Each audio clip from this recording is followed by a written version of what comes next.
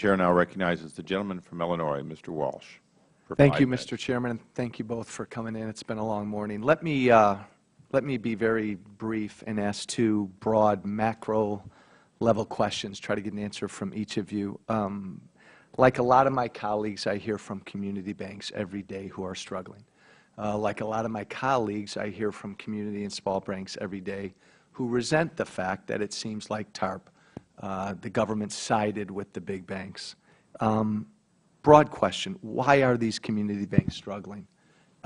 What's your biggest concern that you've got right now for community banks? That's a very good question. A lot of the smaller banks do have loan portfolios that are more heavily weighted to the real estate sector, and therefore they've been hurt by that. Number two, they don't have access to capital as easily as the big banks. So those are very real concerns, and we've tried with the TARP program to address some of that. You know, essentially when you look at the money invested in banks, about $250 billion overall under TARP was invested. About most of that, 234 or so, well, around that amount was done under the Bush administration. I agree with the actions that they took, but I'm just pointing out that they did that. 125 billion of it went to the largest institutions in the country. When Obama came in, we have only invested an additional 11 billion, excuse me, in banks, and a lot of that went to a lot of the smaller institutions, and we set up special programs to help them.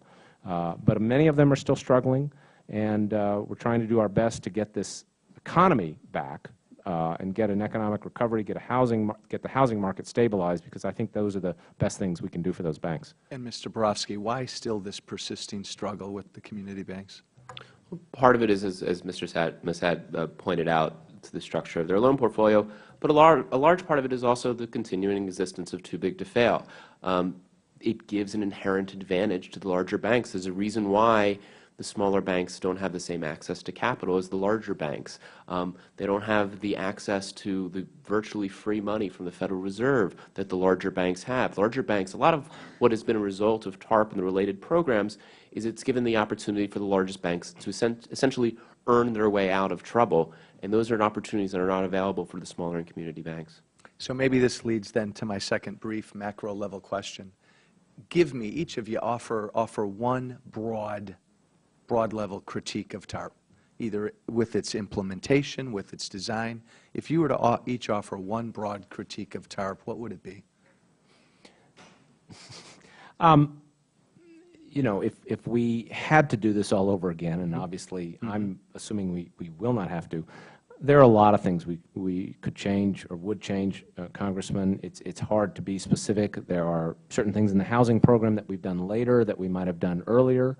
I agree with the comment that was made earlier that it was proposed as a purchase of troubled assets, and then we, you know, I think the Bush administration wisely changed course because I think they had to, but that obviously contributed to some of the criticism. So it's things like that. There are many others I'm sure that we would do over, but I think the key thing is, you know, hopefully now under Dodd-Frank we have the tools that will make this sort of thing unnecessary in the future.